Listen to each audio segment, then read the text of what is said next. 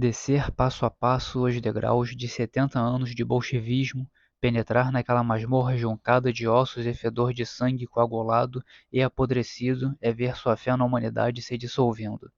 Alexandre Yakovlev. Quando dizemos Lenin, queremos dizer o partido, e quando dizemos o partido, queremos dizer Lenin. Vladimir Mayakovsky.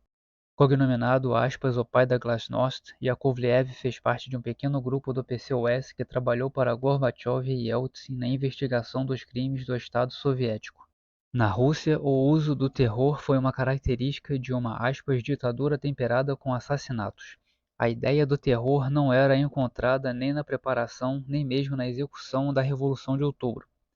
Enfraquecidos pelos esforços de guerra e dirigidos por um governo czarista ineficiente, com apoio mínimo, as tropas foram enfraquecidas pela confraternização e a tomada dos níveis de governo foi a consequência lógica. O Palácio de Inverno caiu sob um ataque bem planejado por apenas 200 homens.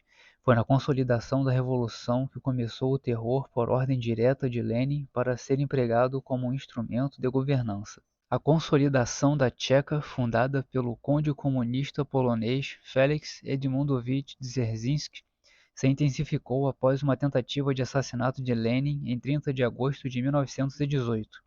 Lenin impôs o aspas, comunismo de guerra, supostamente apenas para a emergência, mas de fato porque a maioria do povo russo não aceitou o paraíso terrestre que fora fundado.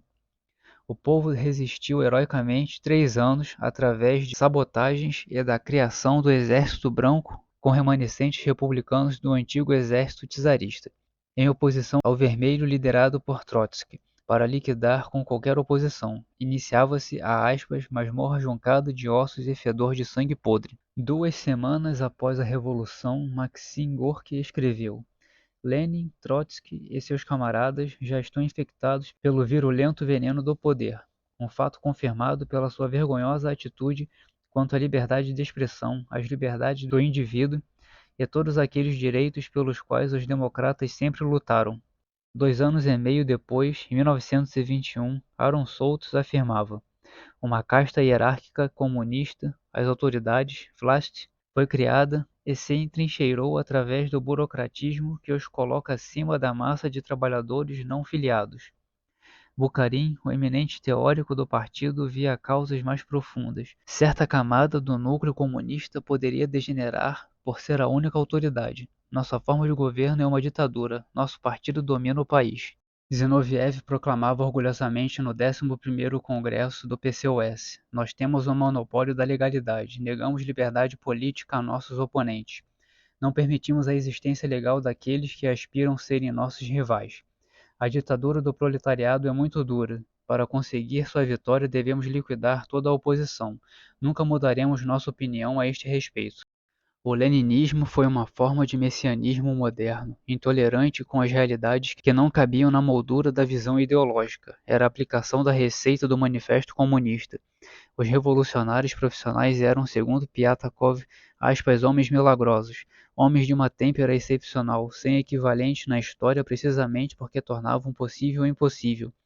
Lenin dizia que a reconstrução da máquina estatal era uma ditadura, mas em substância, como representava os interesses e aspirações da grande maioria da população, era a única verdadeira e substantiva democracia. O poder total levou rapidamente à degeneração pela corrupção, pois o partido recebeu um influxo de carreiristas e caçadores de fortunas. Num acesso de raiva impotente, Lenin exigiu que todos os comunistas corruptos fossem julgados no ato e fuzilados incondicionalmente. Mas eram exatamente estes, sem ideais nem convicções, que eram os melhores membros de um partido ditatorial com monopólio do poder. Um anúncio do Soviete Supremo alertava sobre a aspas, reativação da ideologia burguesa, assim como tendências perigosas foram encontradas numa conferência de agronomia. O Comissariado do Povo para a Saúde informou Lenin de que a maioria dos médicos valorizava a tradição liberal do Zemstvo na medicina e pedia democracia e o direito para publicar uma revista independente. Espiões da Tcheca denunciavam organizações antissoviéticas de professores, especialistas, escritores e entre os jovens, estabelecendo as bases de sustentação para exigências de instituições de melhor nível na educação, na imprensa, nos círculos literários e nas cooperativas. Lenin replicou com um artigo, aspas, sobre o significado do materialismo militante, onde declarava uma sistemática ofensiva contra o idealismo e o misticismo. Proeminentes cientistas e membros da Academia de Ciências da Rússia eram condenados diariamente. Os camponeses não ficaram atrás, principalmente os kulaks, camponeses ricos que possuíam extensas propriedades e eram considerados inimigos da revolução. Em 1921, as brigadas de requisição de alimentos, iniciadas em 1917, foram substituídas por forte taxação em espécie, já prevendo o próximo passo, a NEP. Culminou na terrível fome onde morreram mais de 5 milhões de pessoas no campo. Walter Durant, correspondente do New York Times, informava: a fome estava empurrando a Rússia para a revolta. Milhares de vítimas fogem para as cidades. As últimas notícias revelam uma imagem espantosa da fome e do desespero que tomou conta do interior do país. Estima-se que 20 milhões estão condenados à morte, ainda que alguns cheguem a mais de 35 ou 40 milhões. Lenin de início não autorizou nenhum apelo ao exterior, pois não acreditava que a burguesia se interessaria em os ajudar. Somente o proletariado internacional deveria ajudar, e destacou Willy Münzenberg para formar uma ação internacional de alívio para a fome. Mais tarde, Gorky foi autorizado a apelar publicamente por auxílio. Em menos de 10 dias já era um sucesso, o que deixou Lenin irritado e mortificado, pois o apelo de Münzenberg pouco conseguiu. A maior parte da ajuda veio da American Relief Administration, ARA, dirigida pelo futuro presidente Herbert Hoover. O Congresso americano imediatamente destinou 20 milhões de dólares. A Noruega também mandou ajuda. No pico do desastre, a ARA alimentava mais de 10 milhões de pessoas por dia. Gorky ainda criou dentro da Rússia o All Russian Famine Relief Committee, também bem sucedido, mas incluíra 50 não-bolcheviques e isto ameaçava a hegemonia do partido. Kameniev cercou o prédio com viaturas policiais e ordenou a Tcheca invadir. Todos não-bolcheviques foram presos e levados para Lubyanka, entre eles a filha de Tolstói, Alexandra, que foi condenada à morte com todos os demais. Mas era insuportável para Lenin e os Vlasti que a burguesia internacional e os russos não-bolcheviques conseguissem o que o partido não conseguira. Lenin mandou Litvinov aumentar a burocracia para a entrada da ajuda estrangeira. Quando terminou a fome, todos os que haviam trabalhado com as agências estrangeiras, cerca de 100 mil cidadãos soviéticos, foram presos pela Tcheca e mandados para o Gulag. Em maio de 1922, Lenin escreveu a Dzerzhinsky para apressá-lo na minuciosa preparação de um novo método de repressão, a deportação dos escritores e professores que ajudavam na contra-revolução. No mesmo mês, Lenin redigiu o primeiro rascunho do Código Penal Soviético, onde justificava o terror de Estado como politicamente correto, devido à situação que viviam. Os tribunais não deveriam banir o terror, mas formular os motivos de seu emprego e legalizá-lo plenamente. Lenin exigia a imediata aplicação da pena de morte para todas as atividades dos mencheviques, dos socialistas revolucionários e todos os demais partidos. Lançava assim as bases para o sistema legal característico do totalitarismo, em oposição aos sistemas simplesmente despóticos. A característica principal do sistema legal totalitário é a natureza fictícia da lei. A outra principal contribuição de Lenin, a pena de morte para quem possuísse ideias que poderiam, objetivamente ajudar a burguesia.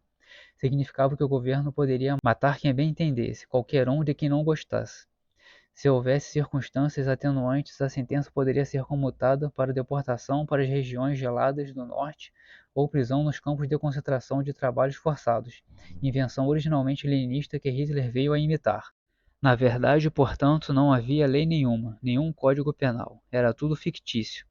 Lenin, respondendo aos novos protestos de Gorky contra as prisões indiscriminadas, aprofundou mais o conceito de essência do terror. É preciso que todos saibam que ninguém está isento de ser preso e fuzilado. A prisão de antigos bolcheviques fiéis incute na mente das pessoas o terror, o medo de que possa ser o próximo. Faça ou pense o que for. Este é o único controle absoluto possível. Todos se vigiam até a si mesmos. E nada disto se deve ao stalinismo, como sugerem os comunistas pós-20º Congresso de 1956. É a própria base do regime forjada por Lenin e antecede a tomada do poder por Stalin. Desde antes da Revolução, a inteligência era vista como inimiga. A primeira ordem de serviço logo após a tomada do poder foi lançar uma guerra contra a liberdade de expressão, fechando todos os jornais de oposição. Foram criados escritórios de censura inicialmente como um departamento político da Diretoria Estatal de Publicações, Gozisdat, e posteriormente como um órgão independente, o Diretório Principal para a Literatura e as Publicações, Glavlit. Estas instituições funcionavam em estreito contato e sob o controle e direção política secreta.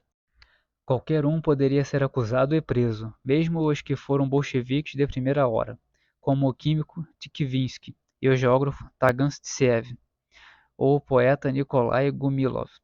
Destes, Lenin tinha uma particular desconfiança e todos foram fuzilados. Todos acreditaram que no caso de Tikhvinsky, amigos de Lenin, foram um equívoco. Numa carta publicada póstumamente, Lenin disse: Tikhvinsky não foi preso por acidente. Química e contra-revolução não se excluem mutuamente. Em fevereiro de 1922, a Tcheca foi extinta e criada a GPU, Administração Política do Estado, mas não houve solução de continuidade, pois Dzerzhinsky continuou na chefia. O primeiro julgamento-show da GPU, em julho de 1922, contra os socialistas revolucionários foi considerado por Gorky, já exilado no Ocidente, como uma guerra contra a inteligência, para exterminar a inteligência no nosso iletrado país, disse Gorky. De fato, a guerra contra a inteligência aumentava em fúria. Obrigado pela sua audiência e até a próxima.